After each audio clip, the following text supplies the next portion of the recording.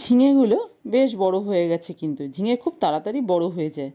দুটো ঝিঙেই বড় হয়ে গেছে, আর একটু বড় হলে তারপরে আমি এগুলো কেটে নেব। লেবু গাছে দেখুন, লেবুটাও বেশ অনেকটাই বড় হয়ে গেছে, তবে এটা এখনও অনেকটা আরও বড় হবে। বেগুন গাছে দেখুন, বেগুন বড় হচ্ছে। এগুলো দেখার কিন্তু মজাটাই আলাদা।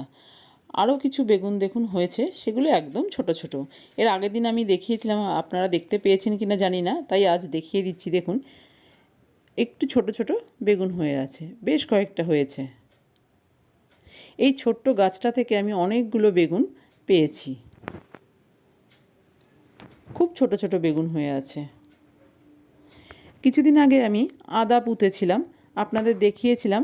দেখুন, একটা আদা গাছ বেরিয়েছে, এখনও পাতাটা পুরোপুরি খুলে যায়নি, মানে এখনও পাতাটা মুড়িয়ে আছে। এবার কিছু লঙ্কা তুলে নেব। এই লাল লঙ্কাগুলো তুলে নিচ্ছি। রোজই প্রায় 8-10টা করে আমি লঙ্কা তুলে নিচ্ছি, আর এই লঙ্কাগুলো কিন্তু বেশ ঝাল। তরকারিতে দিলে ঝালও হয় আর কালারটাও বেশ ভালো হয়, যেহেতু লাল হয়ে যায় লঙ্কাগুলো। বেশ কয়েকটা লঙ্কা তুলে নিচ্ছি।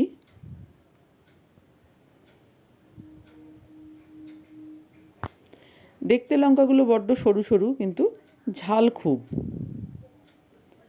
দেখুন, আজকে আমি এই কটা লঙ্কা তুলে নিলাম।